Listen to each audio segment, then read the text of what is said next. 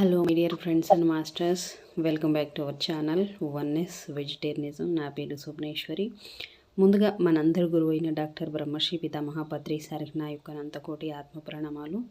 సత్యలోకవాసులకి, దివ్యలోకవాసులకి, మహాకారణ లోకవాసులకి, నక్షత్ర లోకవాసులకి, ఏంజల్స్కి, మహావతార్ బాబాజీకి, బుద్ధ భగవానుడికి, రామ్తా మాస్టర్, మహా ఉపాధ్యాయుడు, మాస్టర్ టీచర్, ఇమోటల్ గురువైన తండ్రికి నా యొక్క అనంత కోటి ఆత్మ ప్రణామాలు. ఈ వర్తమాన క్షణంలో ఉన్న సమస్త సృష్టికి, సృష్టిలో ఉన్న యావత్ గురుమండలకి, కాంతి మాస్టర్లకి, అలాగే నా యొక్క స్వయాన కూడా అనంత కోటి ఆత్మ ప్రణామాలు. మరి ఇప్పుడు మన ముందుకు వస్తున్న మాస్టర్ లక్ష్మీ మేడంకి సాదరంగా వెల్కమ్ చేద్దాం. Masters madam, welcome madam, welcome to our session madam. Over to you madam, Lakshmi madam. Thank you madam. నా పేరు శ్రీలక్ష్మి. నాకు జన్మనిచ్చిన నా తల్లిదండ్రులకి ఆత్మ ప్రణామాలు, కృతజ్ఞతలు. విశ్వంలోని గురువులందరికీ నా ఆత్మ ప్రణామాలు, కృతజ్ఞతలు. నాకు జ్ఞానాన్ని ప్రసాదించిన వంశీ కిరణ్ మాస్టర్ గారికి మరియు బ్రహ్మర్షి పితామహ పత్రి మాస్టర్ గారికి నా ఆత్మ ప్రణామాలు, కృతజ్ఞతలు.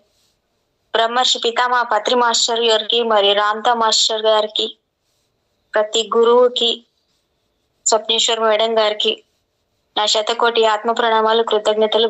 ఓషో మాస్టర్ గారికి నా శతకోటి ఆత్మ ప్రణామాలు, కృతజ్ఞతలు. Oneness vegetarianism creator the young guru Swapneshwar madam గారికి మరొక్క మారు నా ఆత్మ ప్రణామాలు, కృతజ్ఞతలు. విశ్వంలోని ప్రస్తుత వర్తమాన క్షణానికి మరియు నా స్వయానికి, ఈ వర్తమాన క్షణంలోని సమస్త ప్రాణకోటికి కూడా నా ఆత్మ ప్రణామాలు, కృతజ్ఞతలు. Thank you. వీక్షిస్తున్న ప్రతి ఒక్క మాస్టర్ కి కూడా నా ఆత్మ ప్రణామాలు, కృతజ్ఞతలు. ఓషో గారిది బుక్ చదువుతున్న మాస్టర్స్. ప్రేమ పెళ్లి. ఇది భరత్ అనే రచయిత దీన్ని ట్రాన్స్లేట్ చేశారు ఇంగ్లీష్ నుంచి. అక్షరం అమృతం అయితే మాట మంత్రం అవుతుంది. మనసు ప్రేమతో. మేడం, రికార్డింగ్ స్టార్ట్ అయిపోయింది కదా? Yes thank you madam. Okay, నా వాయిస్ ఓకేనా madam? Yes. Thank you madam. Thank you young lady. Thank you madam. అక్షరం అమృతం అయితే మాట మంత్రం అవుతుంది. మనసు ప్రేమతో నిండిపోతేనే అక్షరం అమృతం అవుతుంది. ఇలా ప్రతి అక్షరంలో ప్రేమను నింపి ప్రతి మాటను అమృతం చేసిన మహనీయుడు ఓషో. ఆ ప్రేమామృత సాగరంలోని ఒక తేనె తుషారమే ఈ పుస్తకం. భరత్ రైటర్. అయితే ఈ బుక్ లో ఉంది పెళ్లి ప్లాస్టిక్ పువ్వు, ప్రేమ అసలు పువ్వు. మేడం, అర్థమైందా ఇప్పుడు మీకు? పెళ్లి సంబంధం అది మీకు మీరు అర్థం చేసుకోండి. ఎస్. పెళ్లి సంబంధము, పెళ్లి ఒక నరకము, పెళ్లి ఒక వల, పెళ్లి ప్రేమకు సమాధి. నిజమైన పెళ్లిళ్ళు లేనే లేవు, నిజమైన ప్రేమ మాత్రమే ఉంది. పెళ్లిలో పూర్తిగా పరిపూర్ణ భాగస్వామి దొరకడం అసంభవం. Wow, wonderful. ప్రేమ వివాహం, పెద్దలు కుదిర్చిన వివాహం రెండు భగ్నమయ్యాయి. భార్యాభర్తల మధ్య ప్రేమ స్వేచ్ఛ, ప్రేమ భయం. పెళ్లి అసహ్యమైందంట. అబ్బా, పెళ్లి అసూయకు దారి తీస్తుంది. పెళ్లి ఒక బూటకపు వాగ్దానం. ఇందులో ఇచ్చారు మొత్తం ఓషో మాస్టర్ మనకు చెప్పినాయి. జీవితానికి అత్యంత వాస్తవమైన మార్గాలే కావాలి. పెళ్లి వ్యభిచారానికి కూడా దారి తీస్తుందంట. బాబోయ్, వ్యభిచారం శారీరక నమ్మక ద్రోహం, అక్రమ సంతానం, స్త్రీ భావ ప్రాప్తి సంపూర్ణం, స్త్రీ పురుషునికి చక్కని ఆలంబన. భార్యతో సంతోషంగా ఉండడం అనేది దాదాపు అసాధ్యమే. ముందు ప్రేమించే కళ నేర్చుకో. స్వతంత్ర వ్యక్తిత్వంతో ఉండండి. మీ ప్రియురాల్ని మీరే అన్వేషించండి. ఆడుతూ పాడుతూ ఉండండి. విడాకులకు భయపడకండి. విడాకుల వ్యవహారాన్ని ప్రశాంతంగా ముగించండి. జ్ఞానోదయానికి స్త్రీ సహకారం. కాని వాడు మోక్షగామి కాడు.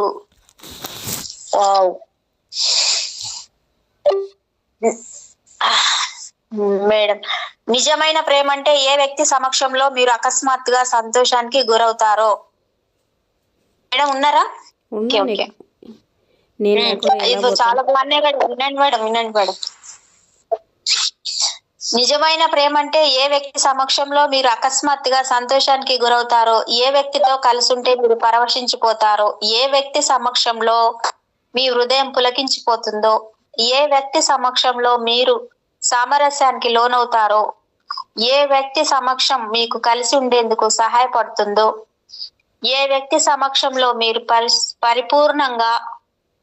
పరిపూర్ణమైన వ్యక్తిత్వంతో ఉంటూ వారితో మరింత కేంద్రీకృతమై వారి కోసం ఏదైనా చేసేందుకు మరింత సిద్ధంగా ఉంటారో అదే ప్రేమ అంటే. పెళ్లి ఒక వల. మీరు స్త్రీ మీ ద్వారా ఆ వలలో చిక్కుకుంటారు. దాంతో మీరు ఒకరినొకరు శాశ్వతంగా చట్టబద్ధంగా హింసించుకునేందుకు అనుమతించబడతారు. ప్రత్యేకించి ఈ దేశంలో ఈ జన్మలోనే కాదు, జన్మ జన్మలకు అది వెంటాడుతూనే ఉంటుంది. ఎందుకంటే పెళ్లి 7 జన్మల బంధం మన దేశంలో. అందువల్ల విడాకులు చనిపోయిన తర్వాత కూడా అనుమతించబడవు. గుర్తుంచుకోండి, తర్వాత జన్మలో కూడా ఆమె మీ భార్య. బాబోయ్, మరి దారుణంగా ఉంది ఇది. పెళ్లి అదృశ్యమైతే విడాకుల వ్యవహారం దానంతట అదే అదృశ్యం అవుతుంది. పెళ్లి ఉపఫలమే విడాకుల వ్యవహారం. అనేక శతాబ్దాలుగా వేశ్యలు అనేవారు ఎందుకున్నారు? వారిని ఎవరు సృష్టించారు? వారి దరిద్ర పరిస్థితికి బాధ్యులెవరు అనే చిన్న వాస్తవం పట్ల ఎవరు దృష్టి సారించరు. దీనికి కారణం వివాహ వ్యవస్థే. ప్రేమకు పెళ్ళైతే ఏమవుతుంది? పెళ్లి ప్రేమకు ఎందుకు ఎలా నాశనం చేస్తుంది? ప్రేమలాగే ఉండాలంటే ఏం చేయాలి తెలుసుకోవాలంటే చదవండి ప్రేమ పెళ్లి. ఏది కావాలి మీకు? మొదలు పెట్టుకుందాం మాస్టర్స్. ధన్యవాదాలు. పెళ్లి ప్లాస్టిక్ పువ్వు, ప్రేమ అసలైన పువ్వు. ప్రియతమ ఓషో, పెళ్లికి మీరెందుకు వ్యతిరేకులు? పెళ్లికి వ్యతిరేకంగా ఉండాల్సిన అగత్యం నాకేంటి? అసలు నేను పెళ్ళే చేసుకోలేదు. అలాంటప్పుడు పెళ్లికి వ్యతిరేకంగా నేను ఎందుకు ఉండాలి? అలాంటి వాటికి అనుభవం కావాలి. ఒక యువకుడు పెళ్లి చేసుకోవాలనుకుని సలహా కోసం తండ్రికి లేఖ రాశాడు. దానికి అతని తండ్రి ఇలా జవాబిచ్చాడు: నువ్వు పెళ్లికి సిద్ధపడుతున్నందుకు నేను ఎంత సంతోషపడుతున్నానో నీకు చెప్పలేను. పెళ్ళంటే ఎంత ఆనందమో సంతోషమో నీకే తెలుస్తుంది. నా ఎదురుగా ఉన్న మీ అమ్మను చూస్తూ ఇన్ని సంవత్సరాలు మేమిద్దరం కలిసి మెలిసి ఎంత ఆనందంగా ఉన్నామో గుర్తొస్తుంటే నాకు చాలా గర్వంగా ఉంది. సరే, పెళ్లి చేసుకో. నీకు మా ఆశీర్వాదాలు ఉంటాయి. నీ జీవితంలో అదొక మరుపురాని మధురమైన రోజు అవుతుంది. ఆశీస్సులతో, నాన్న. గమనిక, ఇదిగో మీ అమ్మ ఇప్పుడే నా గదిలోంచి వెళ్ళిపోయింది. పెళ్లి చేసుకుండా ఒంటరిగా ఉండరా వెధవాయ్. పెళ్లి విషయంలో నాకు అనుభవం లేదు. అలాంటప్పుడు దాని పట్ల విముఖంగా నేనెందుకు ఉండాలి? అదృష్టం కొద్ది నా తల్లిదండ్రులు చాలా నిరాడంబరులు. నేను పెళ్లికి విముఖంగా ఉండేందుకు వాళ్ళు చేసినది కూడా ఏమీ లేదు. వారిద్దరు చాలా అన్యోన్యంగా, ఎంతో అమాయకంగా ఉండేవారు. వారు కలయించుకోవడం, ఘర్షణ పడడం, ఒకరినొకరు వేధించుకోవడం నా చిన్నతనంలో నేనెప్పుడూ చూడలేదు. వారు నాకు సాధ్యమైనంత వరకు చాలా హాయిగా, ప్రశాంతంగా జీవించారు. అలాంటి దంపతులు చాలా అరుదుగా కనిపిస్తారు.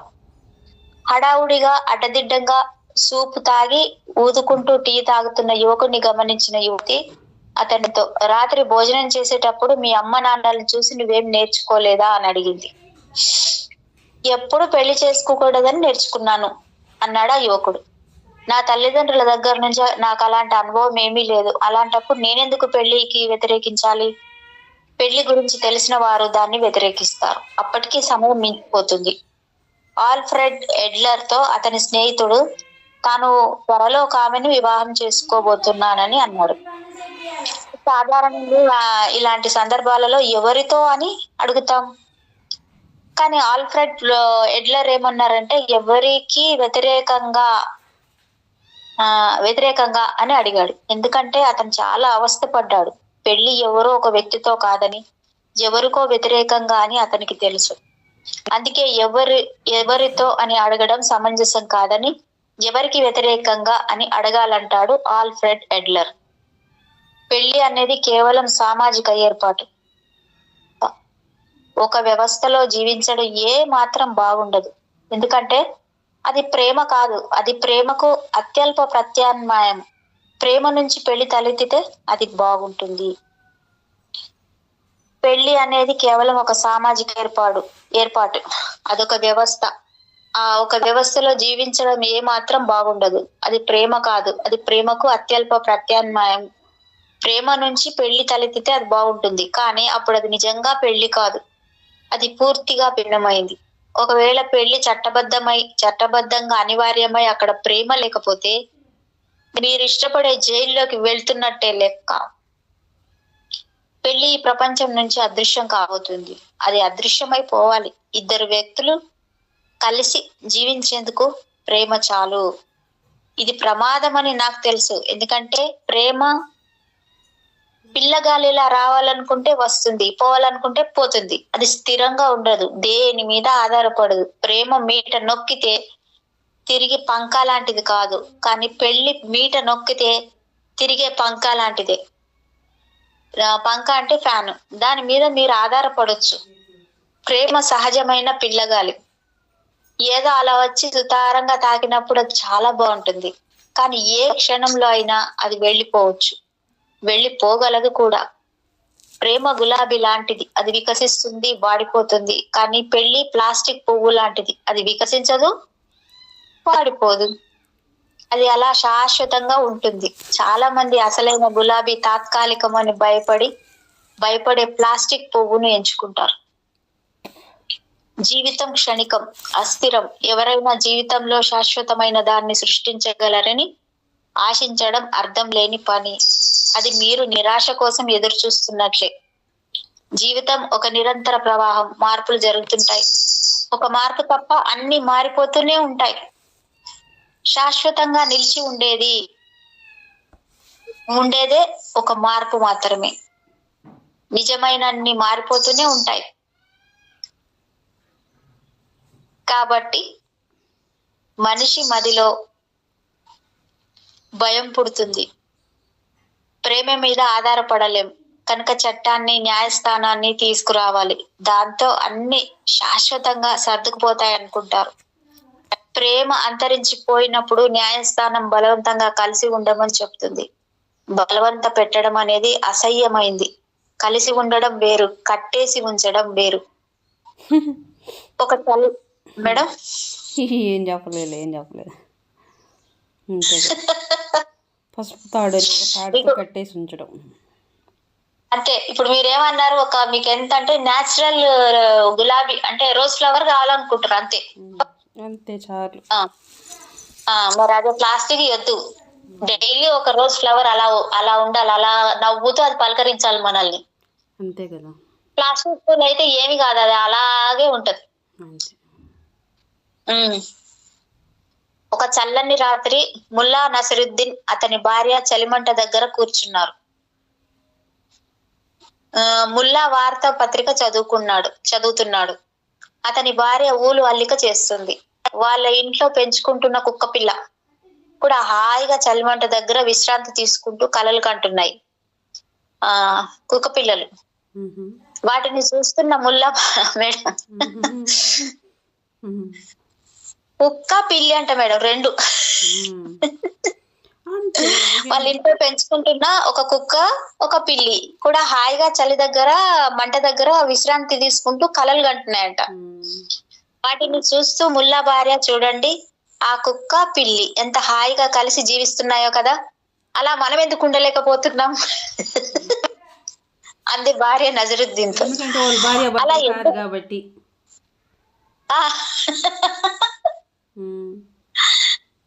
అలా ఎందుకు ఉండలేకపోతున్నామా, ఆ రెండిటిని కలిపి కట్టేసి చూడు తెలుస్తుంది అన్నాడు ముల్లా నజరుద్దీన్. దేవుడా, ఒకసారి ఇద్దరు వ్యక్తులను కట్టిపడేస్తే వారి మధ్య స్వేచ్ఛ పోయి కోపం పుడుతుంది. స్వేచ్ఛ పోయినప్పుడు అంతా అసహ్యంగా తయారవుతుంది. స్వేచ్ఛను చెక్కు చెదరనీయకుండా ఉంచడమే ప్రేమంటే. అలాగే పెళ్ళంటే స్వేచ్ఛను హరించి వేయడమే. మీరు భద్రత, దక్షత అనే రకరకాల నేరాలకు స్వేచ్ఛగా పణంగా పెడతారు. నేరాలకు పెళ్లి అదృశ్యం అయిపోతుంది. అది అదృశ్యం అయిపోవాలి. మానవాళి చరిత్రలో పెళ్లి అదృశ్యం అయిపోగల సమయం ఆసన్నమైంది. పెళ్లి ఎప్పుడో పాతదైపోయింది. ఇది చాలా కాలంగా ఉన్న యాతనలు పెద్దగా ఒరిగిందేమీ లేదు. పెళ్లి అదృశ్యమై ప్రేమ మళ్ళీ వికసించాలి. ఎవరైనా ఆ భద్రతలో కూడా స్వేచ్ఛగా జీవించగలగాలి. అదే తెలివని నేను అంటాను. పెళ్లిని కోరుకోవడం అంటే నిరుత్సాహాన్ని కోరుకోవడమే. అలాగే ప్రేమను కోరుకోవడం అంటే తెలివిగా ఉండాలనుకోవడమే. జీవితానికి రక్షణ లేదు, ప్రేమ రక్షణ లేదు, దేనికి రక్షణ లేదు. రక్షణ అనే భ్రమ కల్పించేది ఏదైనా మిమ్మల్ని నిరుత్సాహపరుస్తుంది. ఎందుకంటే అది మిమ్మల్ని తక్కువ అప్రమత్తతలో ఉండేలా చేస్తుంది. ఎందుకంటే మీరు అనుక్షణం అప్రమత్తతలో ఉండాలి. మీరు దేనిపైన ఆధారపడలేరు, మీరు నిద్రపోలేరు, మీరు ఎప్పుడు ఎరుకతోనే ఉండాలి. అప్పుడే జీవితం ఒక లోతైన ప్రాముఖ్యతను కలిగి ఉంటూ అతి సహజమైనదిగా అవుతుంది. తావోలో జీవించడం అంటే అర్థం అదే. అభద్రతలో జీవించడమే తావో విధానం. ఒకసారి ఇద్దరు వ్యక్తులను కట్టిపడేస్తే వారి మధ్య స్వేచ్ఛ పోయి కోపం పుడుతుంది. స్వేచ్ఛ పోయినప్పుడు అంతా అసహ్యంగా తయారవుతుంది. ఇది మధ్యలో ఇచ్చారు మేడం ఇక్కడ. స్వేచ్ఛను చెక్కు చెదరకుండా ఉంచడమే ప్రేమ అంటే. అలాగే పెళ్ళంటే స్వేచ్ఛను హరించడమే. మీరు భద్రత, దక్షత అనే రకరకాల నేరాలకు స్వేచ్ఛను పణంగా పెడతారు. నేను పెళ్లికి వ్యతిరేకిని కాను, కానీ పెళ్లితో నడుస్తున్న జుగుస్పాకరమైన వ్యవస్థకు నేను వ్యతిరేకిని. ఒకవేళ పెళ్లి స్వేచ్ఛను అంగీకరిస్తే, ఇద్దరి మధ్య ప్రేమ స్థిరంగా ఉంటే అది బాగుంటుంది. కానీ అప్పుడు ఆ పెళ్లి పూర్తి వ్యత్యాసమైనది అవుతుంది. ఎప్పుడు ఎరుకతో ఉండండి, ఎప్పుడు మీ స్వేచ్ఛను వదులుకోకండి, ఎవరిని శాసించకండి.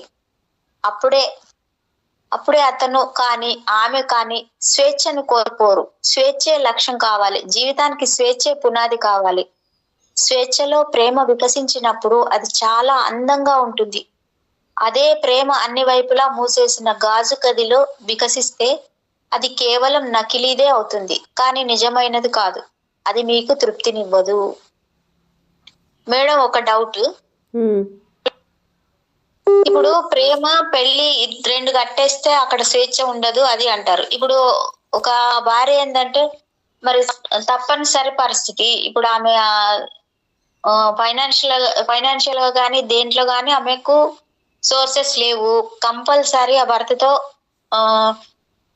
ఎలాగైనా ఉండాలి, రాజీ పడాలి. కానీ ఆమెకు అక్కడ సంతోషం లేదు, బానిసగా బతుకుతుంది. అంటే దాన్ని ఎలా తీసుకోవాలి? మరి ఆమెకు తప్పనిసరి పరిస్థితి, అక్కడ వదిలి వెళ్ళడానికి లేదు.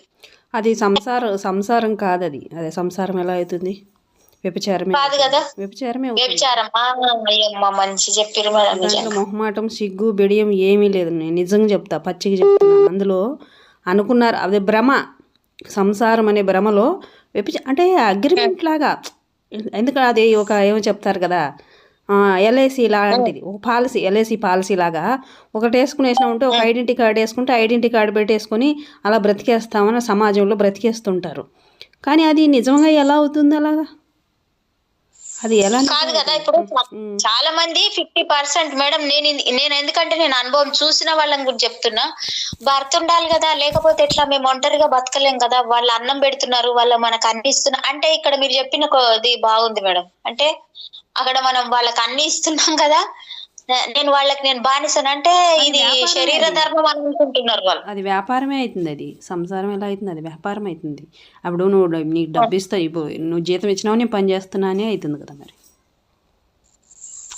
మనిషి అంతే, జీతం ఇచ్చేవాడికి నేను వర్క్ చేస్తున్నా, వాడు జీతం ఇస్తున్నాడు, అంతే కదా. ఇంకా అంతే. భార్య భర్తల బంధం ఎక్కడ అవుతుంది అక్కడ? ఎందుకంటే తప్పదు, పిల్లలు ఉన్నారు, సంసారం పరువు పోతుంది. నా కోసం కాదు, బిడ్డల కోసం. అది సంసారం ఎట్లా అవుతుంది? అది వ్యాపారం అంతే. మరి ఒక పెళ్ళి అని ముసుగులో వ్యాపారం, అది అంతే. వాళ్ళు ఎట్ట అనుకున్న వ్యభిచారం కూడా జరుగుతుంది. అదే దానికి ఇంకా పచ్చిగా చెప్తే అదే మరి.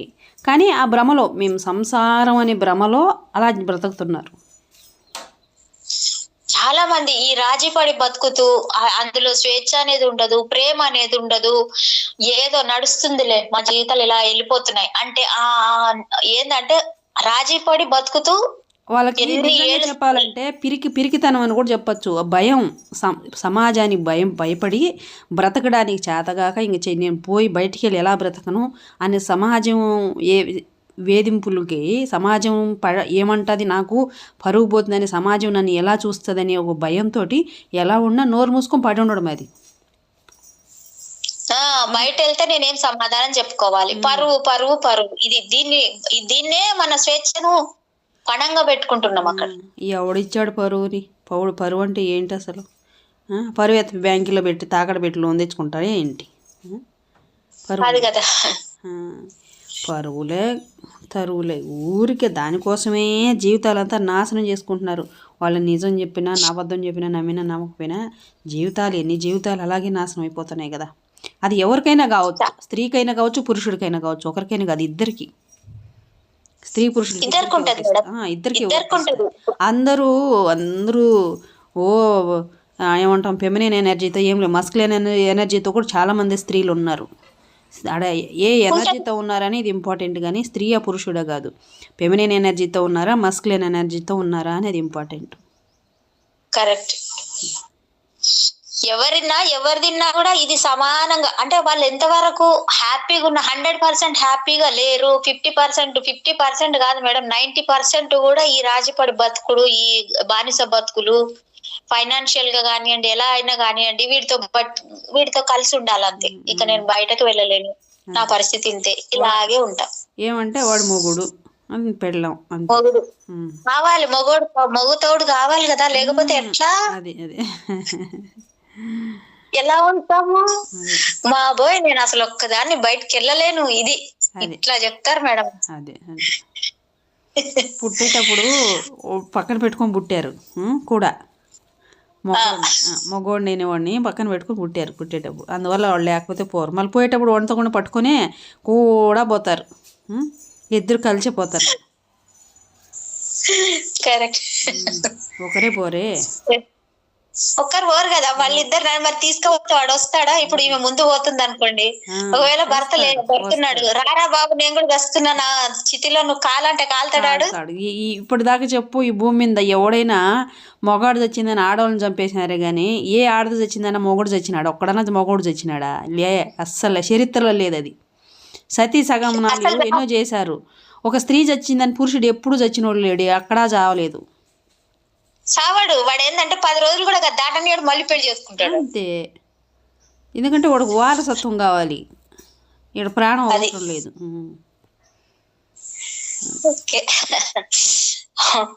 ప్రేమ ద్వారా మీ జీవితం మరింత సురక్షితం అవుతుందని నేను చెప్పట్లేదు, నేను అలా ఎప్పుడూ చెప్పను. ఎందుకంటే ప్రేమలో జీవితం ఏ మాత్రం రక్షణ లేనిగా తయారవుతుంది, కానీ అలాంటి అభద్రతా భావానికే విలువ ఇస్తాను. ఎందుకంటే ఆ అభద్రతతోనే ఎదుగుదల ఉంది. ప్రేమతో జీవితం ఏ మాత్రం రక్షణ లేనిగా తయారవుతుందంట, కానీ అలాంటి అభద్రతా భావానికి నేను విలువిస్తానంటున్నారు రోషన్ మాస్టర్. ఎందుకంటే అక్కడ ఎదుగుదల ఉంటుంది, అభద్రతలోనే ఎదుగుదల. అంటే తను ఆత్మ స్థిరంగా ఉంటారు ప్రేమ ఉంటే, మీకు పూర్తి రక్షణ ఉంటుంది, మీరు మీ సమాధిలో ఉన్నట్లే. అంటే ఆత్మస్థితి కానీ మనిషి శారీరకంగా కానీ భౌతికంగా కానీ మంచి శక్తివంతంగా తయారవుతారు మేడం ప్రేమ ఉంటే. ప్రియతమ ఓషో, పెళ్లితో వచ్చిన చిక్కేంటి? మీరెప్పుడు దానికి వ్యతిరేకంగా మాట్లాడతారు ఎందుకు? పెళ్లి సంబంధం గురించి అడుగుతున్నారు ఇక్కడ. ఈ పెళ్లి చాలా గొప్ప వ్యవస్థ. పెళ్లి లేని జీవితం శూన్యంగా ఉంటుంది. పెళ్లి అనేది లేకపోతే మీరందరూ బుద్ధులే. పెళ్లి వల్లే ఈ ప్రపంచం అంతా మనుగడ సాగిస్తుంది. పెళ్లి అన్ని విషయాలు సజీవంగా సక్రమంగా సాగేలా చేస్తుంది. నిజానికి పెళ్లి అనేదే లేకపోతే అసలు మతం అనేదే ఉండేది కాదు. మతం అనేదే ఉంది, పీడ పోయేది, జంతువులని బతుకుతుండా పీడ పోయేది. అబ్బా కరెక్ట్ గా. అంటే ఆయన ఇప్పుడు ఓషో మాస్టర్ ఏమంటున్నారంటే రాను రాను ఈ పెళ్లి వ్యవస్థ అనేది పోయింది, ఇది ఉంటది అంటున్నాడు ఆయన. అందుకని ఇది మనం ప్రత్యక్షంగా కూడా చూస్తున్నాం కదా మేడం. ఇప్పుడు చూడండి, ఎంతో మంది సెలబ్రిటీలు కానివ్వండి, పెద్ద పెద్ద బిజినెస్ వాళ్ళు కానివ్వండి, ఎవరైనా కానివ్వండి, పెళ్లి చేసుకున్నారా, విడాకులు తీసుకున్నారా, విడిగుంటున్నారా, వాళ్ళు ఎంత హ్యాపీగా ఉంటున్నారు, అది మేము ఇట్లాగే హ్యాపీగా ఉన్నామని చెప్తారు మళ్ళీ. మతం అనేది ఉంది అంటే అది దేవుడి వలనో దేవుడి కోసమో కాదు, కేవలం పెళ్లి వల్లనే మతం మనుగడ సాగిస్తుంది. ఇది కూడా కరెక్ట్ మేడం. ఇది పెళ్లి అంతులేని దుఃఖాన్ని సృష్టిస్తుంది. అందుకే ఎవరైనా సరే ధ్యానం చెయ్యాల్సిందే. పెళ్లి ఉప ఉత్పత్తే ధ్యానం. పెళ్లి ఉప ఉత్పత్తే ధ్యానం. పెళ్లి అనేదే లేకపోతే ధ్యానం గురించి ఎవరు పట్టించుకుంటారు? అది అసలు దేని మేడం నాయన ధ్యానం చేయండి రా బాబు అని చెప్తే సరిపోదని పెళ్లి చేసుకొని చావండి రా నాయన, అప్పుడు బుద్ధి వస్తుంది మీకు ధ్యానం చేస్తారని పెళ్లి చేస్తారనమాట. అయితే అయితే ఇప్పుడు చూడండి మేడం, ఇప్పుడు ప్రతి గ్రూప్ లో నేను వింటున్నాను కదా, అమ్మ పెళ్ళైంది, మా ఆయన ఇంత సతాయిస్తున్నాడు, ఇక మా ఆయన బెడ్ మీదే ఉన్నాడు మేడం, ఇంకా సేవలు చేస్తున్నా మేడం ఇన్ని సంవత్సరాల నుంచి మేడం, ఇలా జరుగుతుంది. లేదు మా ఆయన బాగా టార్చర్ పెడుతున్నాడు, బాగా తిడతాడు, బాగా మాటలంటాడు, ఇది ఆ బెడ్ మీద పడుకొని కూడా సేవలు చేపించుకుంటూ మా ఆయన నన్ను తిడుతున్నాడు మేడం. అంటే ఇక్కడ పెళ్లి చేసుకొని అది చేసి ధ్యానంలోకి, నేను అందుకే ధ్యానంలోకి వచ్చాను అని చెప్తారు మేడం. అది వెరీ గుడ్, ఇప్పుడు కరెక్ట్ ఒప్పుకుంటా. Okay super. అంటే నేను ఆ బాధ నుంచి తప్పించుకొని నేను ఈ మెడిటేషన్ లోకి వచ్చి నేను ఎంతో మంచిగా సంతోషంగా ఉన్నాను అని ఎంతో మంది చెప్పారు మేడం. నిజంగా ఇది వాళ్ళ అందరి కూడా ఉన్నా నేను అందుకంటున్నా. అంటే వాడు బెడ్ మీద సేవలు చేపించుకుంటూ కూడా టార్చర్ పెడుతున్నాడు భార్యని. అందుకే ఎవరైనా సరే ధ్యానం చేయాల్సిందే. పెళ్లికి ఉప ఉత్పత్తే ధ్యానం. పెళ్లి అనేదే లేకపోతే ధ్యానం గురించి ఎవరు పట్టించుకుంటారు? Very good. అస్సలు దేనికోసం పట్టించుకోవాలి? ఇప్పటికే మీరు ఆనందంగా ఉన్నారు. పెళ్లి అనేదే లేకపోతే పరిత్యజించడం అనేదే ఉండదు. అంటే పెళ్లి అనేది లేకపోతే పరిత్యజించడం ఉండదు కదా మేడం. అన్ని మనకు హ్యాపీగా ఉన్నాం అప్పుడు. పరిత్యజిస్తున్నామంటే పెళ్లి చేసుకొని పరిత్యజిస్తున్నాం మనం. బాబోయ్ ఎంత క్షోభ పెట్టుకోవాలి మన శరీరానికి, మన గుండెకు, మనకు ఆత్మకు ఎంత చేసుకుంటాం మేడం. అన్ని చేసుకొని మళ్ళీ ధ్యానంలోకి వచ్చి అన్నిటిని వదిలించుకోవాలి. ఇంకా అందుకే కదా మరి పెళ్లి చేస్తే తిక్క కుదురుతుంది, పెళ్లి చేస్తే తిక్క కుదురుతుంది అని తిక్క కుదురుతుంది. బుద్ధుడు ఈ ప్రపంచాన్ని వదిలేసేవాడు కాదు. దేనికోసం వదిలేశాడు? ఆయన నిజంగా పెళ్లి చేసుకున్నాడు కదా. ఖచ్చితంగా అతని భార్య యశోధర అలాంటి పరిస్థితే కలిగించే ఉంటుంది. మహావీరుడు కొండలపైకి తప్పించుకొని పారిపోయేవాడే కాదు అసలు. పెళ్లి అనేదే లేకపోతే మహావీరుడు బుద్ధుడు ఉండేవారే కాదు. కాస్త ఆలోచిస్తే ఈ చరిత్ర అంతా చాలా నిరుత్సాహంగా, రుచి పచి లేకుండా ఉండేది. పెళ్లి ఈ ప్రపంచానికి పదే పదే దుఃఖాన్ని కలిగిస్తున్నా మేడం, ఈ పాయింట్ నోట్ చేసుకోవాలి. పెళ్లి ఈ ప్రపంచానికి పదే పదే దుఃఖాన్ని కలిగిస్తున్నా ప్రజలు పెళ్ళే పరమానందం అంటారు. నేను పెళ్లికి వ్యతిరేకిని కాను.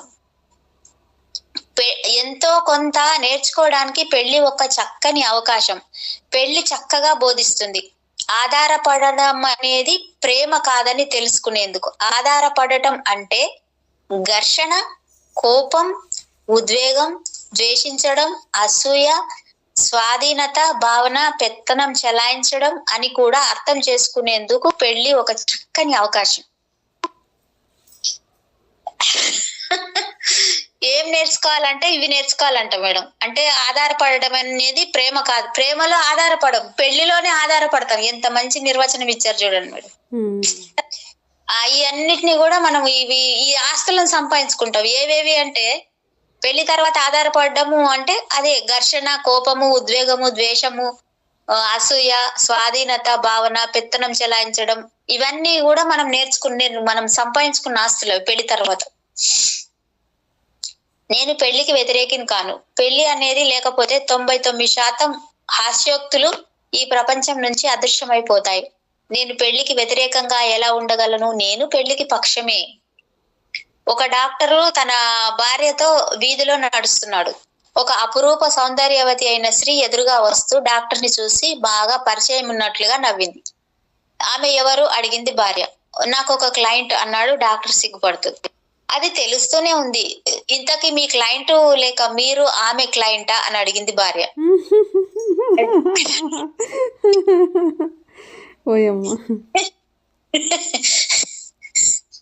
అంటే మీ క్లయింట్ ఆమెనా, ఆమె క్లయింట్ మీరా అని అడుగుతుంది.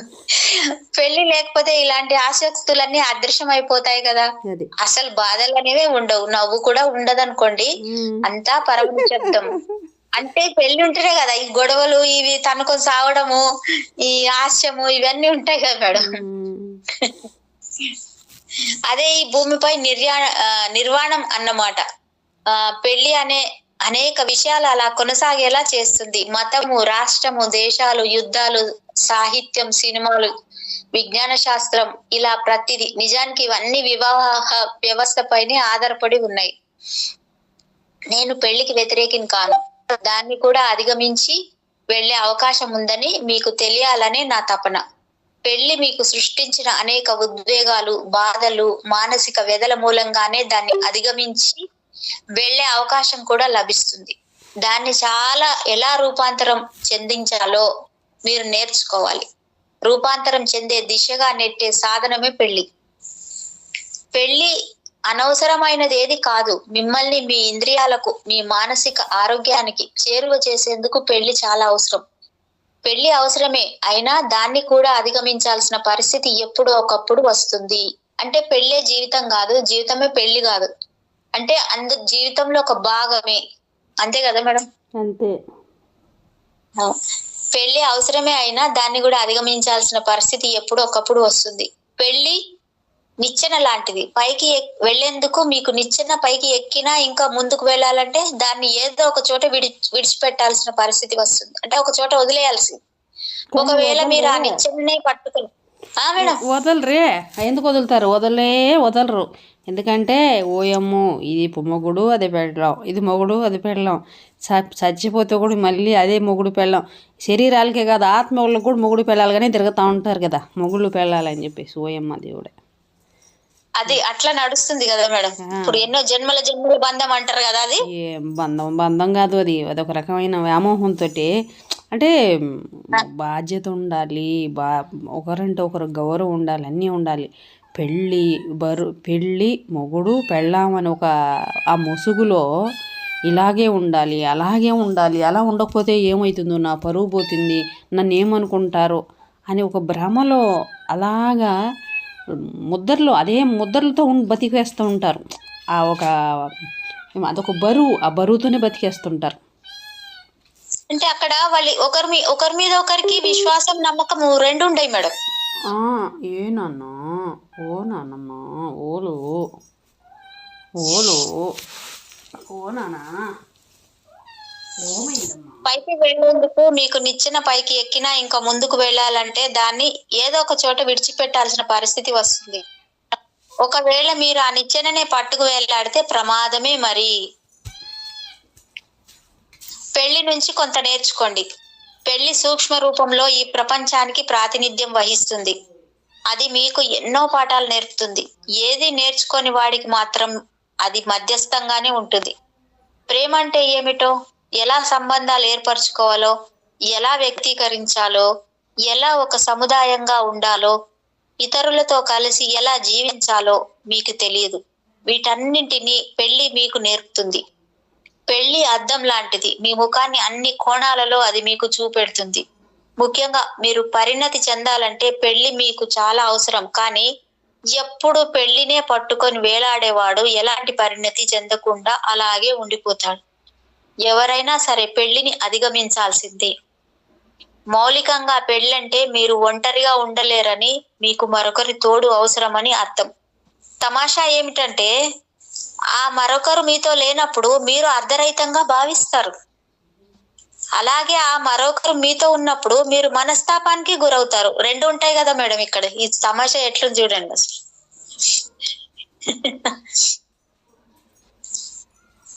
మీతో లేనప్పుడు మీరు అర్ధరహితంగా ఉంటారంట, ఉన్నప్పుడు బాధ.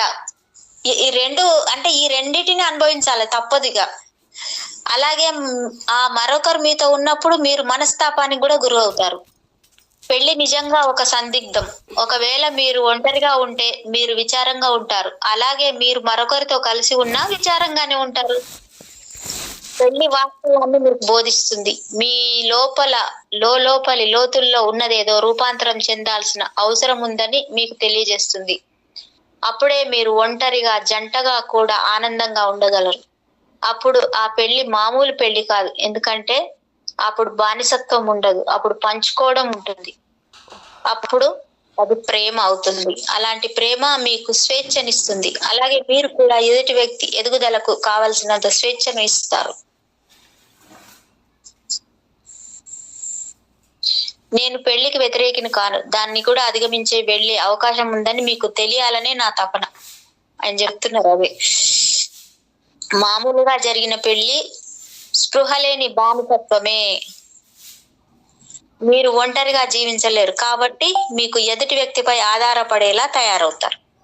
ఆ ఎదుటి వ్యక్తి కూడా ఒంటరిగా జీవించలేడు కాబట్టే ఆ ఎదుటి వ్యక్తి కూడా అతను కావచ్చు లేదా ఆమె కావచ్చు మీపై ఆధారపడేలా తయారవుతాడు. అయితే మనం ఎవరిపై ఆధారపడతామో వారినే ద్వేషిస్తాం. మేడం ఈ వండర్ చూడండి ఎలా ఉందో పాయింట్. అంతే కదా. అంటే ఉండలేని పరిస్థితి అనుకొని కలిసి ఉంటారంట, అవును. కానీ కలిసి ఉన్నా కూడా మళ్ళీ ఆ మనిషినే ద్వేషిస్తారంట. అంతే నడుస్తుంది కదా మేడం బయట అంతా ఇదే కదా నడిచేది. ఎంత మా ఆయన ఇలా చేస్తాడు, మా ఆయన అలా చేస్తాడు, ఇది రోజుకు ఒక 10-12 కంప్లైంట్స్ వస్తానే ఉంటాయి, చెప్తానే ఉంటారు, మళ్ళీ కలిసే ఉంటారు, మళ్ళీ కొట్టుకొని తన్నుకొని ఏమంటారు చూడండి మేడం. అవి ఉన్నాయి కదా ఎలక పిల్లి లాగా. అంతే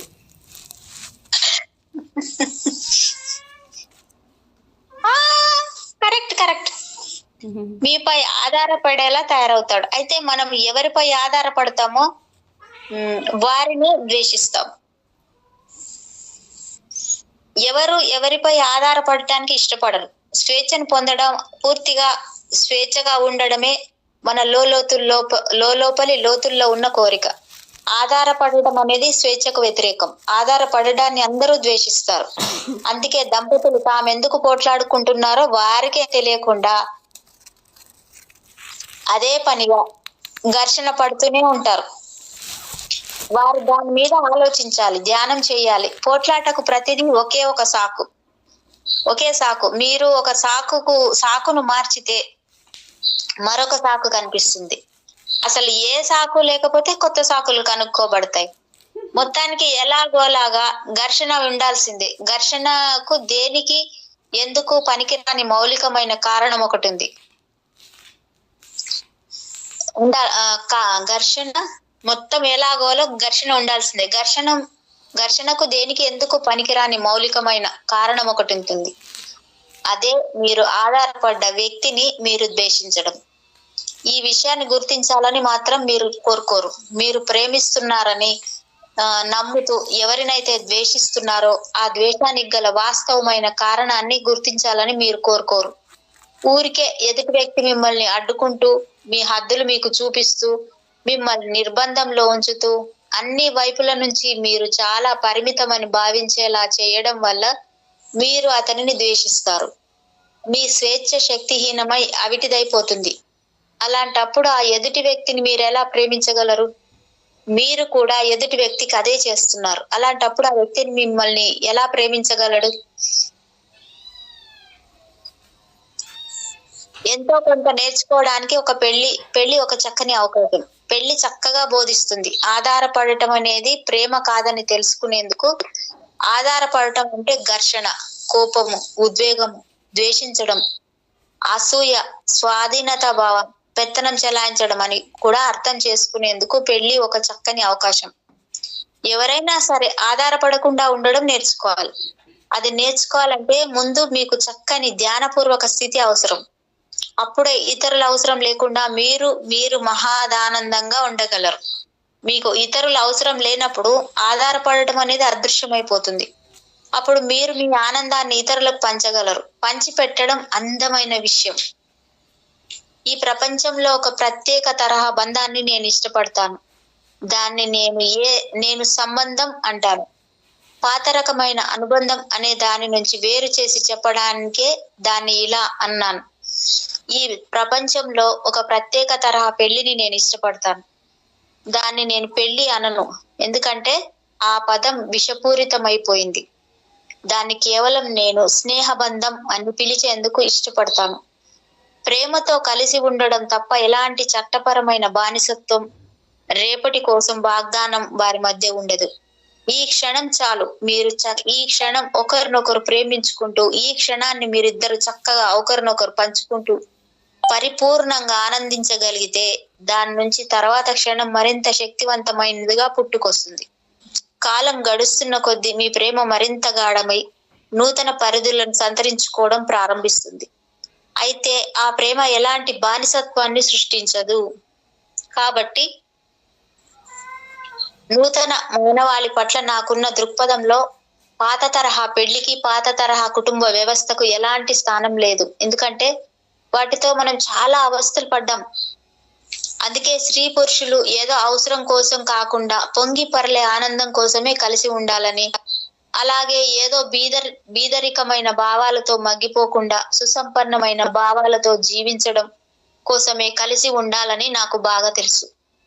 ఎందుకంటే ఇచ్చేందుకు మీ దగ్గర చాలా ఉంది.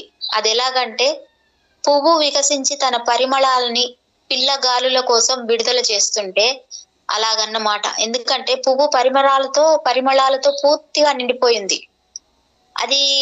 వాటిని అది విడుదల చేయాల్సిందే. అలాగే ఆ ఆకాశం నీలి మేఘాలతో నిండిపోతే వర్షం కురవాల్సిందే. ఎందుకంటే మేఘాలు నీటితో నిండిపోయాయి, వర్షం కురిసి తీరాల్సిందే. పంచడం అంటే ఇదే. ఎంత బాగుంది మేడం డెఫినేషన్. అంటే పువ్వు తన పరిమళాలని పిల్లగాలుల కోసం విడుదల చేస్తుందంట. అంటే అక్కడ ప్రేమ తప్పిస్తూ ఇంకొకటి లేదు కదా. ఏమీ ఆశించట్లేదు పువ్వు, గాలి ఏమీ ఆశించట్లేదు, అది విడుదల చేయాల్సిందే, చేస్తుంది. అలాగే ఆకాశం కూడా మేఘాలతో నిండిపోతే వర్షం కురవాల్సిందే. ఎందుకంటే మేఘాలు నీటితో నిండిపోయాయి, వర్షం కురవాల్సిందే. పంచడం అంటే ఇదే. అంటే పంచడం, ప్రేమ అంటే పంచడమే. ఇంతవరకు ప్రేమ అంటే ఏమిటో తెలుసుకునేందుకు మనిషికి మనం సహకరించలేదు. పైపెచ్చు పెళ్లి చేసుకోమని మనిషిని బలవంత పెడుతూనే ఉన్నాం. ముందు పెళ్లి, తర్వాత ప్రేమ దానంతట అదే వస్తుంది అనే భావన పూర్తిగా తప్పని నిరూపించబడింది. శతాబ్దాల తరబడి మనిషి నరకంలోనే జీవించాడు. ఆ నరకానికి బాగా అలవాటు పడిపోయాడు. అదే నిజం. నిజానికి ఆ నరకానికి ఎంత అలవాటు పడిపోయాడంటే అసలు పెళ్ళే లేని ప్రపంచం అనే భావన అతనిని విపరీతంగా భయపెట్టేస్తుంది.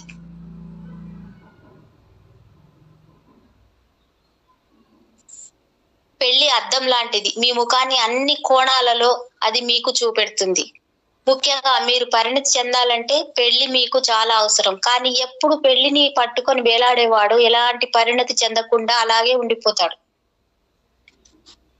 ఒకవేళ పెళ్లి, కుటుంబం అనేవి లేకుండా పోతే మరి పిల్లల గతేంటి అని ప్రశ్నిస్తూ నాకు ఒక ఉత్తరం వచ్చింది. అసలు పెళ్లి, కుటుంబం వల్ల పిల్లలకు ఒరిగిందేమిటి అని నేను అంటాను. పిల్లలందరూ ఎంతో అందంగా, ఎంతో అమాయకంగా, చాలా తెలివితేటలతో పుడతారు. పెళ్లి, కుటుంబం వారిని సర్వనాశనం చేసేసాయి. పిల్లలు వాళ్ళ అమ్మ నాన్న అదే పనిగా పోట్లాడుకుంటూ ఒకరినొకరు వేధించుకోవడాన్ని చూస్తూ ఉంటారు. దాన్నే పిల్లలు వారి జీవితాల్లో కూడా చేస్తారు. అదే అనుకరణ.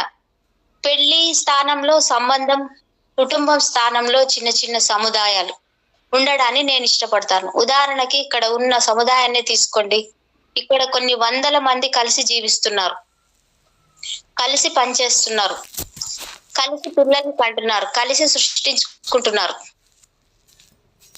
ఇక్కడ పిల్లలు ఒక చిన్న కుటుంబానికి చెందరు, పూర్తి సముదాయానికి చెందుతారు.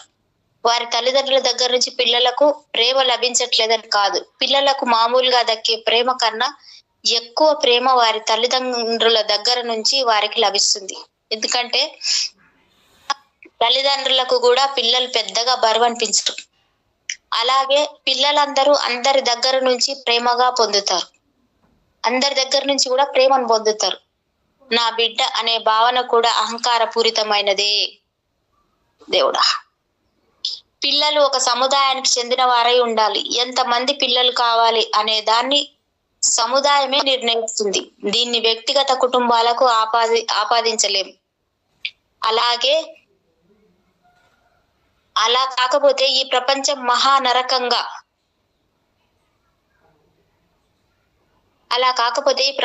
మహానరకంగా తయారవుతుంది. అందువల్ల పిల్లలకు జన్మనిచ్చేందుకు కావలసిన జన్మకారకుల కోసం ఎవరు సరి అయిన వ్యక్తులు అనే దాన్ని కూడా సముదాయమే నిర్ణయిస్తుంది. తల్లిదండ్రుల ఎంపిక చాలా శాస్త్రీయంగా నిర్ణయించడం జరుగుతుంది. పురుషులందరూ తండ్రులు కానక్కర్లేదు, స్త్రీలందరూ తల్లులు కానక్కర్లేదు. కానీ వీరందరూ పూర్తి సముదాయానికి చెందిన పిల్లలందరికీ అమ్మ నాన్నలే. ఇప్పుడు అందుబాటులో ఉన్న విజ్ఞాన శాస్త్రాన్ని మనం కొంచెం ఉపయోగించుకుంటే చాలా ఆరోగ్యవంతమైన, చాలా తెలివైన, ఎంతో ప్రతిభ గల, ఎంతో అందమైన, ఉన్నత ప్రమాణాలు గల పిల్లలని మనం పొందగలం. జంతువుల్లో పిల్లల్ని కనడం అనేది చాలా ఆదిమ వ్యవహారం. అది పూర్తిగా అర్థం లేని పని. పైగా శిశువుకు జన్మించేందుకు ఇద్దరు సంభోగించాల్సిన అవసరం కూడా లేదు. ఎందుకంటే ఇప్పుడు చాలా శాస్త్రీయమైన విధానాలు ఉన్నాయి. ఆల్బర్ట్ ఐన్స్టీన్ లాంటి కొడుకుని పొందే అవకాశం మీకున్నప్పుడు మీ సొంత క్రోమోజోమ్లతో మీ బిడ్డను జన్మనివ్వాల్సిన చిందించడం దేనికి? ఆల్బర్ట్ ఐన్స్టీన్ కణాల ద్వారా బిడ్డను పొందొచ్చు కదా. ప్రజలు చనిపోయేటప్పుడు వారి కళ్ళను దానం చేసినట్లుగానే వారి క్రోమోజోమ్లను చక్కగా దానం చేయవచ్చు. ఆ క్రోమోజోమ్లను వేల సంవత్సరాల పాటు భద్రపరచడంలో ఎలాంటి సమస్య లేదు. ఆ విధంగా మనం మానవ జాతికి మెరుగుపరుచుకుంటూ ఉండొచ్చు. జంతువుల విషయంలో మనం దీన్ని అనుసరిస్తున్నాం. ఆ తేడా స్పష్టంగా మీకు తెలుస్తుంది. భారతదేశంలోనే ఆవులను చూడండి. అవివేకులైన భారతీయులు ఆవులను తల్లులుగా భావించి గౌరవిస్తారు. అంతేగాని ప్రపంచంలోని ఆవులన్నింటిలోకి భారతదేశంలోని ఆవులే చాలా బలహీనమైనవి.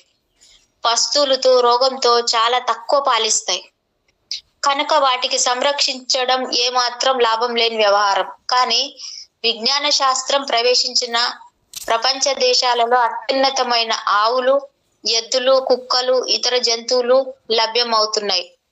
మనిషి విషయంలో కూడా ఇది సాధ్యపడే అవకాశం ఉంది. పాత భాగాలను పట్టుకుని వేలాడే అవసరం లేదు. అడాల్ఫ్ హిట్లర్, జంగిల్ ఖాన్ లాంటి వాళ్ళు పుట్టకుండా మనం ఆపగలం. ఎందుకంటే తండ్రి తొలి వీర్యకణం, తల్లి అండం నిర్ణయాత్మకం అవుతాయి. ఇప్పుడు ఎలాంటి శిశువు పుట్టాలి అనే దాన్ని నిర్ణయించగలం. పుట్టబోయే శిశువు అడాల్ఫ్ హిట్లరా, ఐన్స్టైనా అనే దానితో పాటు అతని మొత్తం భవిష్యత్తు కూడా దాదాపుగా తెలుసుకోగలం. మేడం ఏదన్నా చెప్తారా? అవును, నిజమే కదా, కరెక్టే కదా మేడం. అవును, మరి ఇప్పుడు జంతువులాగా అంటే సంభోగించి పిల్లలుగానే కంటే ఈ పద్ధతి బాగుంది కదా మేడం. అది కేవలం భూమి మీద మాత్రమే మేడం. వేరే తలాల్లో అవసరం లేదు, ఉండదు కూడా. ఇప్పుడు ఏలియన్స్ కావచ్చు, ఏ తలాల్లో అయినా శరీరంతో పని లేదు, శరీరంతో అవసరం లేదనమాట. ఇక్కడ ఈ భూమి మీద మాత్రమే ఉంది ఆ పద్ధతి. ఎందుకంటే తీయాలి, అసలు మొత్తం పోవాలి. పోతుంది పోయిందంటే ఈ చెత్త అంతా పోతుంది, ఈ బానిసత్వం అంతా పోతుంది. ఒకరిపైన ఒకరు డిపెండెన్స్ అవ్వడము, ఒకరిపైన ఒకరు ఈ సొల్లు, అందుకోసం మళ్ళీ ఆడవిళ్ళు చేయి జారిపోతారని నాటకాలు వేయడం వాళ్ళు. అబ్బా అన్నీ పోతాయి. చెత్తనే మేడం, నిజంగానే ఇంత పేరుకుపోయిన చెత్తను మరి ఇది. అవును. పెళ్లి వాస్తవాన్ని బోధిస్తుంది. మీ లోపల లోతుల్లో ఉన్నదేదో రూపాంతరం చెందాల్సిన అవసరం ఉందని మీకు తెలియజేస్తుంది. అది చెప్పడానికి కూడా ధైర్యం లేదు. ఎందుకు ధైర్యం లేదంటే మన వాళ్ళు వేసిన ముసుగు హిందువులు సాంప్రదాయము, పరువు, మర్యాద, కొంగు కప్పుకోవాలి, బొట్టు పెట్టుకోవాలి, గాజులు వేసుకో, ఇలాంటి ముసుగులేసి మూలకొచ్చాని పెట్టి చెప్తారు. చెప్పేదంతా శ్రీరామనీతులు అంట, చేసేదంతా దొమరు అంట. అట్లా చేస్తూ ఉంటారు, అట్లా బతుకులు. అది ఇప్పుడు ఎట్లా ఉంటది మేడం, ఇంట్లోకి ఎవరైనా వస్తున్నారంటే అయ్యో ఆడపిల్లలు ముందు రూమ్ లోకి రావద్దు, మీరు ఫ్రంట్ లో మగవాళ్ళు వస్తున్నారు, అందరు వాళ్ళు పెద్దవాళ్ళు వస్తారు, మగవాళ్ళు కూర్చుంటారు అక్కడ, ఆడపిల్లలు కూర్చోవద్దు, రావద్దు అక్కడికి. ఇంకా ఇది నడుస్తుంది మేడం. ఇంకా కొన్ని కుటుంబాలలో, ఫ్యామిలీస్ లో ఇంకా నడుస్తుంది. ఈ చెత్త అంతా పోవాలి. పోతుంది. ప్రకృతి తుడిచిపెట్టేస్తుంది. మనం ఏం పంపించాలి? ప్రకృతిలో అన్ని కాలం అన్నిటికైనా గొప్పది, అతీతమైంది కాలంలో సంపదలు పోయినాయి, రాజులు పోయినారు, రాణులు పోయినారు, మహానుభావులు అందరూ, ప్రతి ఒక్కరు కాలానికి అతీతులు ఏం కాదు. కాలంలో అందరూ కరిగిపోవాల్సింది. అదేవిధంగా అన్ని కాలం చూసుకుంటుంది. కాలం అన్నిటినీ కరిగిస్తుంది. దానికి ఏం చింతపడాల్సిన అవసరం.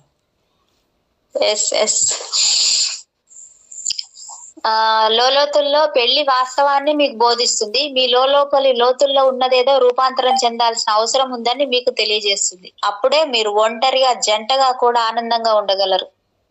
అప్పుడు ఆ పెళ్లి మామూలు పెళ్లి కాదు. ఎందుకంటే అది అప్పుడు బానిసత్వం ఉండదు, అప్పుడు పంచుకోవడం ఉంటుంది, అప్పుడు అది ప్రేమ అవుతుంది. అలాంటి ప్రేమ మీకు స్వేచ్ఛనిస్తుంది.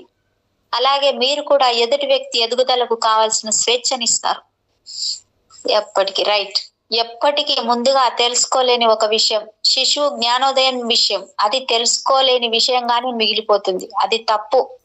అది తప్ప మిగతావన్నీ ముందుగానే తెలుసుకోగలం. చాలా తెలివైన, ఎంతో ఆరోగ్యవంతమైన వ్యక్తులకు మనం జన్మనివ్వగలం. అప్పుడే జ్ఞానోదయం పొందే అవకాశం, బుద్ధులుగా అయ్యే అవకాశం ఎక్కువగా ఉంటుంది. మనం మానవాళి మొత్తం నిర్మాణాన్ని మూలాల నుంచి మార్చాలి. ఇప్పటి వరకు ఉన్న వివాహ వ్యవస్థ పూర్తిగా అంతరించిపోవాలి. అలాగే సంపూర్ణమైన ఒక నూతన ప్రక్రియను ప్రవేశపెట్టాలి. అప్పుడే ఈ భూమిపై నూతన మానవుడు జన్మించగలుగుతాడు. ఎస్. పెళ్లి ఒక నరకం.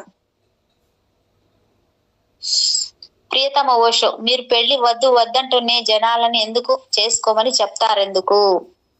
నా దృష్టిలో పెళ్లి ఏ మాత్రం జీవం లేని విషయం. అదొక నిబంధన. పిచ్చివాళ్ళు మాత్రమే నిబంధనలలో జీవిస్తారు. పెళ్లి ప్రేమకు ప్రత్యామ్నాయం.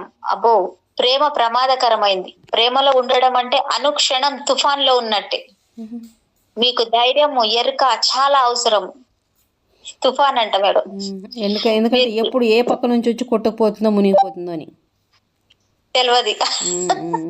భద్రత లేదు ప్రేమలో, కానీ స్వేచ్ఛ ఉంది.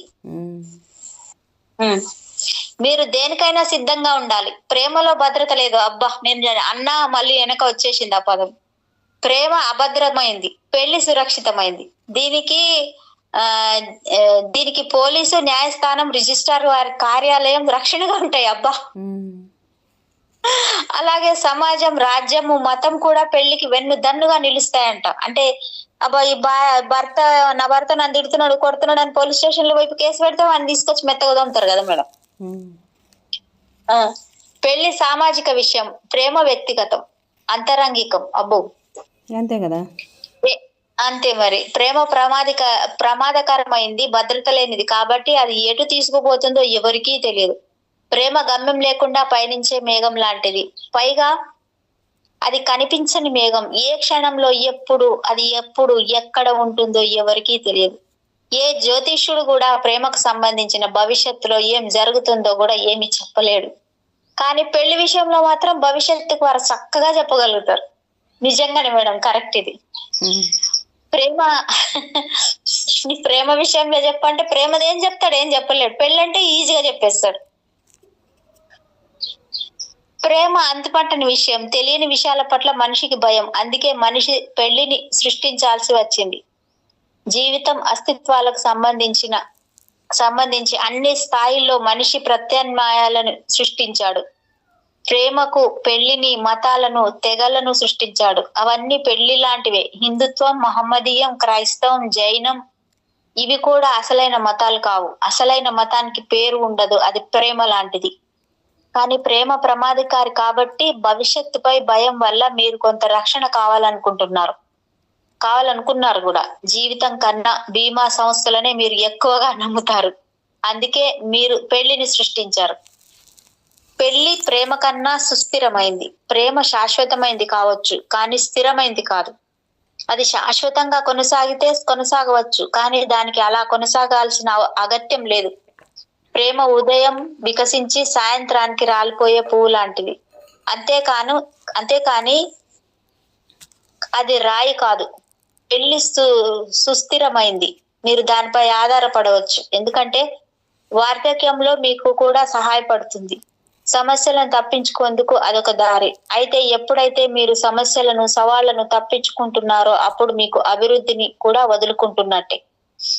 పెళ్లి చేసుకున్న వారు రాణించరు, ప్రేమికులు రాణిస్తారు.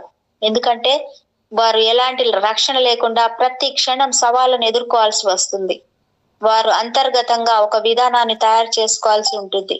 రక్షణ ఉంటే ఏది తయారు చేసుకోవాల్సిన అవసరం మీకు ఉండదు. సమాజం మీకు సహాయపడుతుంది కదా. కరెక్టే కదా మేడం. ఇప్పుడు ప్రేమిస్తే ఒకటవుతారు, విడిపోతారు. అదే పెళ్లి చేసుకుంటే వచ్చిందాక వీడితోనే పడి రావాలి కదా. వాడు విడిపోవడానికి కూడా ఉండదు కదా మేడం. అక్కడ ఈ ఆడితోనే వాడు తన్నినా తిట్టినా, ఇది దన్నినా ఆడదన్నినా, ఇద్దరు ఎవరినొకరు కొట్టుకున్నా తిట్టుకున్నా వాళ్ళు చచ్చినట్టు ఉండాలి. ఒక ఇంట్లోనే పడి వస్తారు, అట్లనే ఉంటారు వాళ్ళు. ఎందుకంటే పరువు, సమాజం, గౌరవం, మర్యాద అని. అంతే. అదే ప్రేమ అయితే ఉమ్, పోతే పోరా, నువ్వు ఇప్పుడు ప్రేమించిన ఇంకా నాకు లేదు, ఇక నా భర్తనే నాకు నాకు ముఖ్యం, ఉమ్, నేను పెళ్లి చేసుకుంటున్నా, మా అమ్మ నాన్నలు నాకు ఇష్టపడి పెళ్లి చేస్తున్నారు, ఇది మళ్ళీ జన్మలో చూసుకుందాం మన ప్రేమ, బాయ్ బాయ్ అని చెప్పేసి పెళ్లి చేసుకొని చచ్చిందాకా ఇంతో బతుకుతారు. ఉమ్. ఈ ప్రేమ ఎక్కడికో కొట్టుకొని పోతుంది అసలు. అంటే కలిసి ఉండడానికి ప్రేమగా పెళ్లి, విడిపోవడానికి ప్రేమ. ప్రేమ తొందరగా విడదీస్తుంది కానీ పెళ్లి విడదీయదు, అంటే రాజీ పడతారు అక్కడ. పెళ్లి ఒక సాంప్రదాయం, అది చట్టబద్ధమైన బానిసత్వం బాబోయ్. ప్రేమ హృదయానికి సంబంధించింది, పెళ్లి మనసుకు సంబంధించింది. అబ్బబ్బా, పెళ్లి చేసుకున్న వారు రాణించరు, ప్రేమికులు రాణిస్తారు. ఎందుకంటే వాళ్ళు ఎలాంటి రక్షణ లేకుండా ప్రతి క్షణం సవాళ్ళను ఎదుర్కోవాల్సి వస్తుంది. వారు అంతర్గతంగా ఒక విధానాన్ని తయారు చేసుకోవాల్సి ఉంటుంది. రక్షణ ఉంటే ఏది తయారు చేసుకోవాల్సిన అవసరం మీకు ఉండదు. సమాజం మీకు సహాయపడుతుంది కదా. పెళ్లి ఒక సాంప్రదాయం, అదొక చట్టబద్ధమైన బానిసత్వం. ప్రేమ హృదయానికి నేనెప్పుడు పెళ్లిని సమర్థించను, కానీ నేను అప్పుడప్పుడు జనాలను పెళ్లి చేసుకోమని చెప్పడానికి సంబంధించిన ఈ ప్రశ్న చాలా సమయోచితంగాను సముచితంగాను అనిపిస్తుంది. పెళ్లి నరకమే, కానీ కొన్నిసార్లు ప్రజలకు అది అవసరం. ఏం చేసేది? అందుకే నేను వాళ్ళని పెళ్లి చేసుకోమంటాను. వాళ్ళు నరకాన్ని తెలుసుకోవాలి, దాన్ని అనుభవిస్తే గాని వాళ్ళకి అది అర్థం కాదు. నరకానికి ద్వారం అన్నమాట. అంటే తాళం చెయ్యి ఇచ్చేసి వెళ్ళిపోదు అని, తాళం ఇది తీసుకోండి అయ్యా, మరి ఓపెన్ చేసి ఇంకా కూర్చోండి అంటాడు. ఓ దేవుడా, దాన్ని అనుభవిస్తే గాని వాళ్ళకి అది అర్థం కాదు.